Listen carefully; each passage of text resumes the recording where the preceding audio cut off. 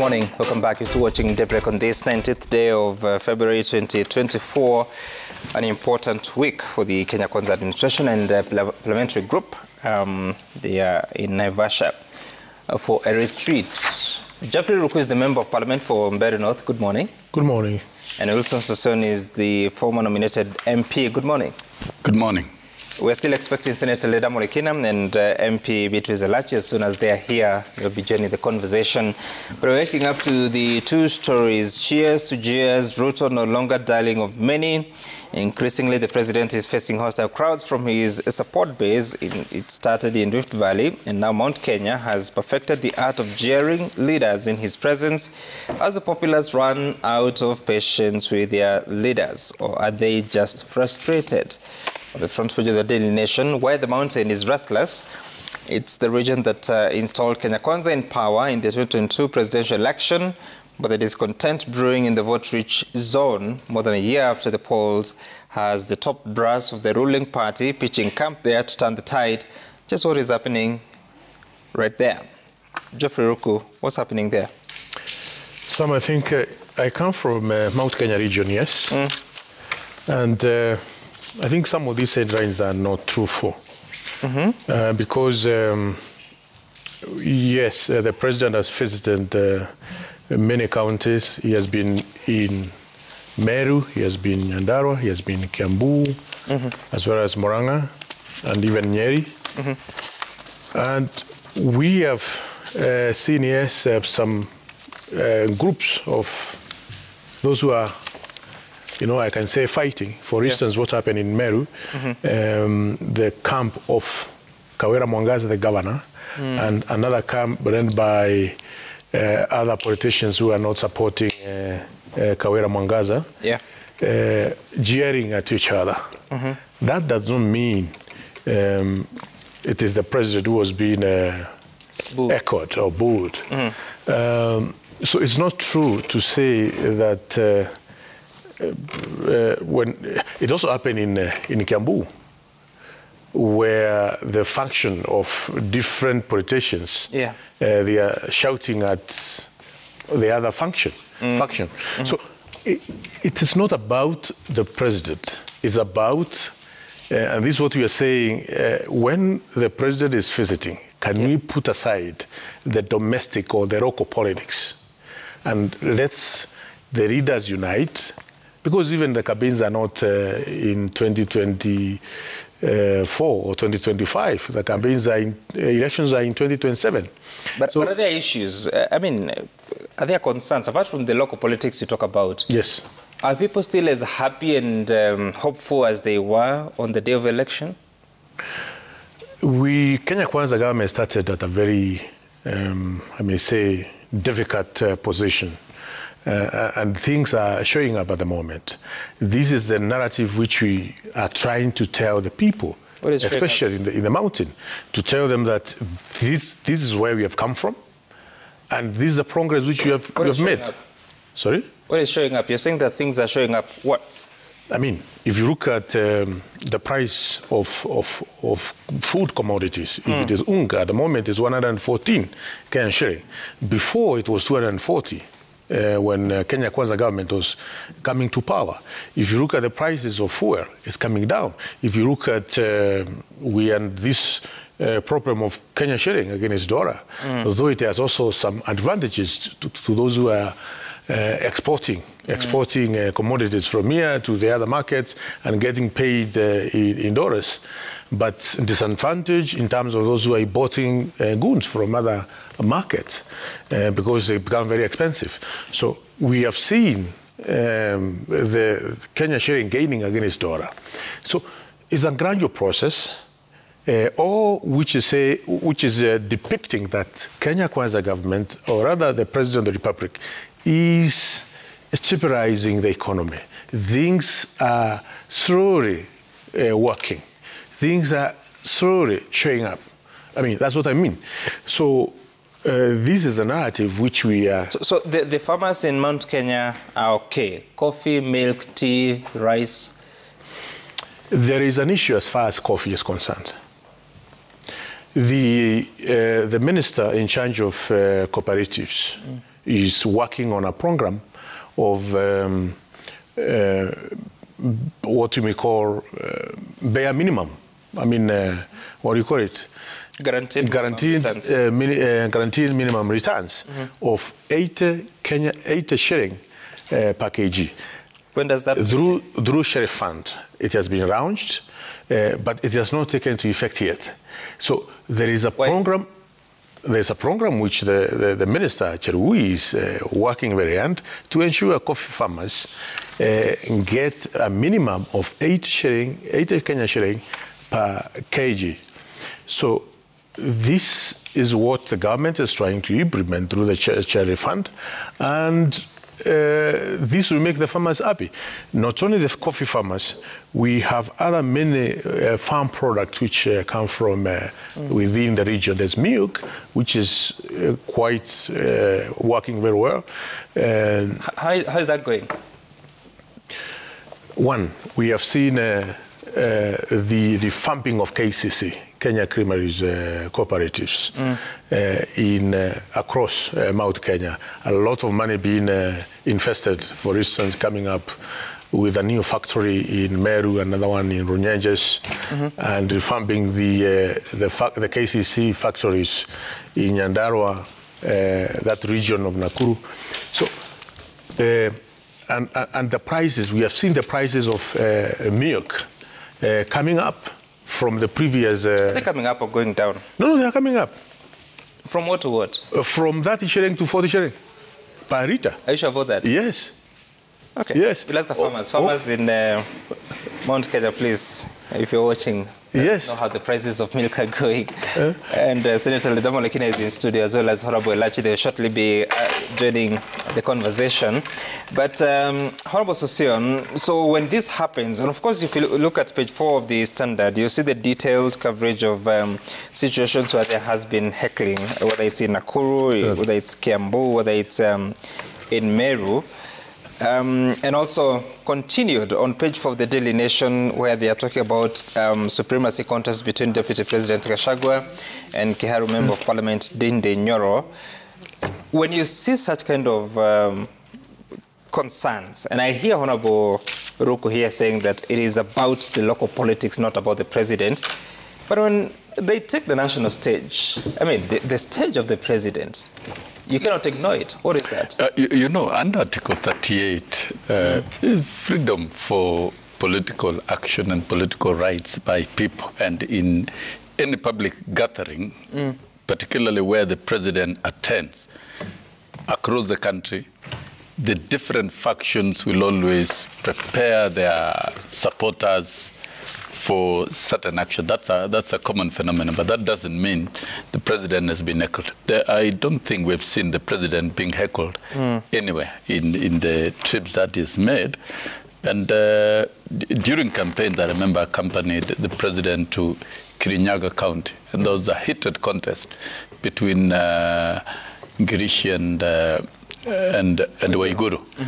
But that had no bearing with the support for the president. And contest, isn't it? Yes, and Kenya being a political country and people are politically active, would expect political action and heckling across groups in any gathering. That is normal. It's expected. But insofar as the performance of the president, I think it's all clear. It's very clear that the 5 pillars that he has focused to deliver, particularly agriculture, I think a lot of work, a lot of results have been realized. Enhanced food production, reduction in prices, and a promise of reforming the agricultural sector. We've talked about coffee, a lot of hopes with coffee farmers. We've talked about tea. Tea farmers are beginning to earn enhanced prices from removal of cartels and implementation of the new tea bill. Yes, where? I'm a tea farmer myself, and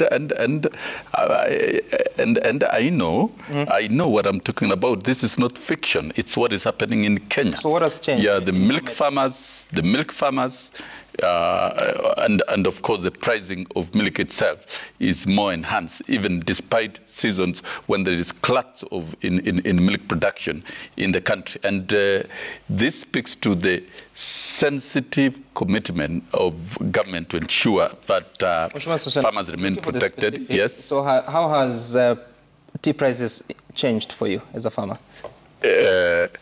Tea prices are more enhanced, unlike before. Particularly the last season, the bonuses of the last season was actually more enhanced, unlike before, because of the implementation of the tea reforms. Yeah, I may not figure out the exact, but the tea farmers are earning more than before, and with more commitment in removal of cartels within the chains of production sector, within the agriculture, then farmers will be able to earn. More. That is one pillar, the agricultural sector, and particularly the injection of subsidized fertilizers. That has made a lot of difference. We are talking about the prices of unga, the main food, even coming down. There are other efforts to revamp the sugar industry for the sugarcane farmers in Western Kenya, and indeed, all these efforts are clear, they are measurable, and they can be seen. And of course, other than the agricultural sector, the Hustler Fund is working. It's the borrowing and repayment and savings in billions. Is there in billions? The figures are there, and that is strengthening of the micro small enterprise, despite even court and serious litigation to stop some of the programs, the housing and the universal health sector.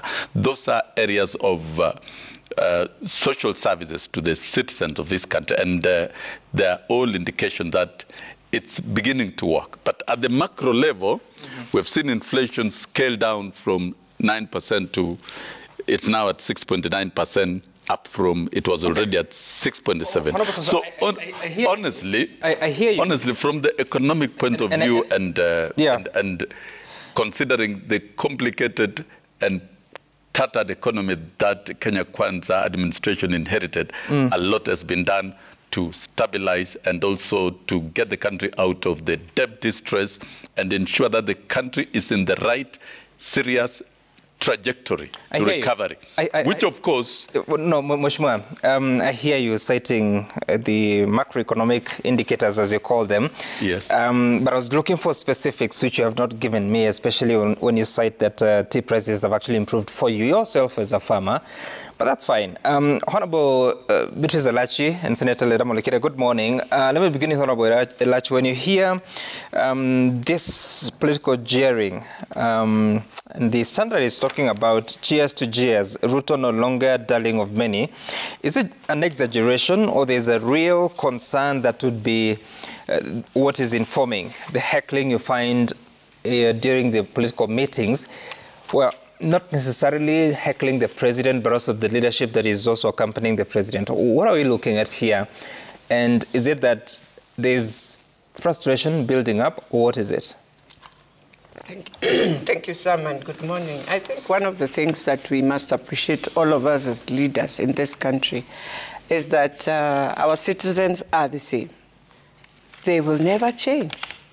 And therefore, if you come in and use words that you will feel is good to soothe them, and then when the time comes, it doesn't work, any leader, even us in the constituencies, whether you are a senator, whether you are MP, whether you're the president, and indeed Kenyans nowadays who are more smarter, and they keep, and they are the best people who know how to use technology, because they will always keep what you said today, what you said yesterday, it will come to haunt you. That is why we must learn from this. It has to be a lesson to us, Sam, that going forward, just tell Kenyans what you feel is the truth, and try and tell them what you know is best, and you can do it at the right time. The worst we ever did as leaders during COVID time, Sam, you remember, we played politics with COVID. We refused to tell to allow Kenyans to understand the frustrations of COVID has come in, and it is going to give us a recession for us to recover. And we blinded, and we never wanted to talk about it during our politics when we were campaigning. And we kept on just saying, oh, we will do. But nobody reminded us there is post-COVID consequences that will come to ensure you will find an economy that is grinded, that you need to revamp, that you need to. And I remember, if somebody can watch even some of us when we were saying, let us remember we are going to go into a recession because of COVID. And therefore, how I wish we can just come out and tell Kenyans. And I remember Bishop even saying, Bishop Ole Sapit, that it's always good because it will not harm you. And the frustrations Kenyans are having is that they never believed. And it was not the wish of anyone, but they never believed that they will come and find 1 second you are having a shilling at this, and the next, the shilling is skyrocketing, and you have children abroad, for those who have children abroad, who couldn't even understand anymore what type of school fees am I paying.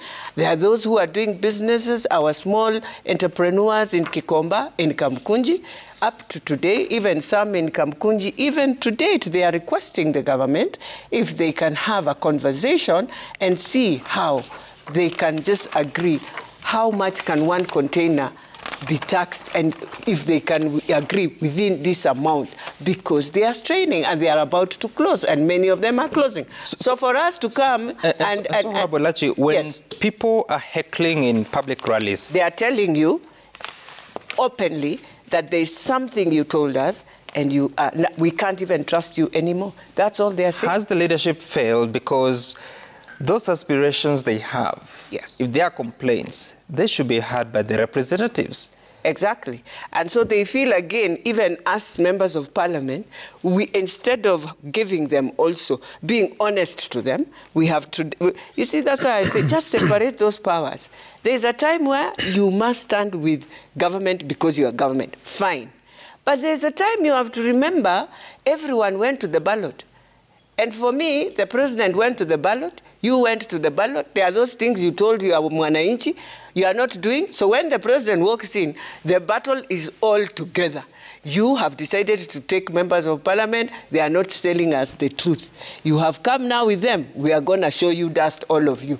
That is all the Mwananchi is saying. And I mean, love Kenyans or hate them. The next day when you go, if you have done something, by the way, they will now cheer you. And that is when you know, they know when you are lying to them, and they are telling you, please.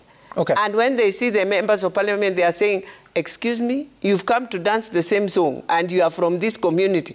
That is a problem.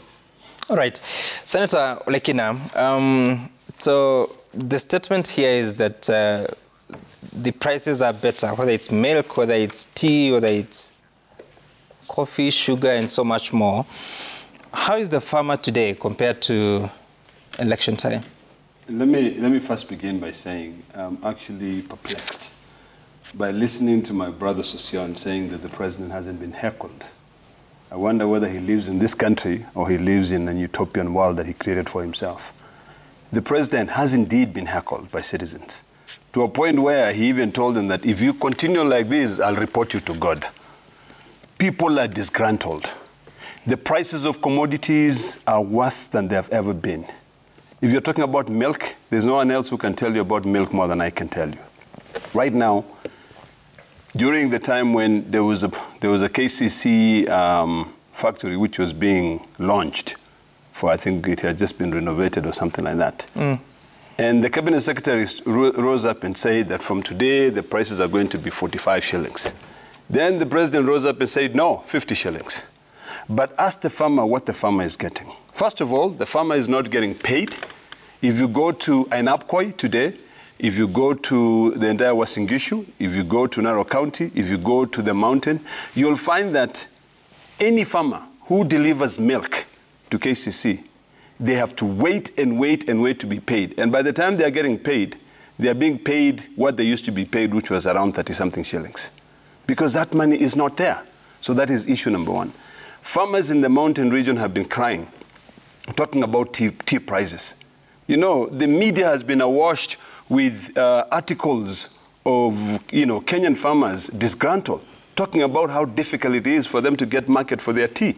You know, they've been blaming brokers. They've been saying, look, when we were buying tea, when we had brokers before, we could actually sell our tea. Now it's a problem because these brokers, or I don't know, the cartels, have started fighting. So the truth of the matter is that the farmer is disgruntled. The farmer is suffering. He's suffering a big deal. You know, let us be honest. Let us tell Kenyans the truth. You know, my brother Sosion is a milk farmer. You know, he will tell you that the people in Bomet, I was in Emurue Dikir the other day. Mm-hmm. You know, I was going through around Emurue Dikir to check on the issues of oversight. And I was shocked.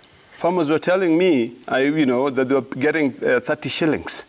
You know, I could find a lot of farmers selling their milk. They were getting 30 shillings per litre. Yes, which is the truth. They're selling to who?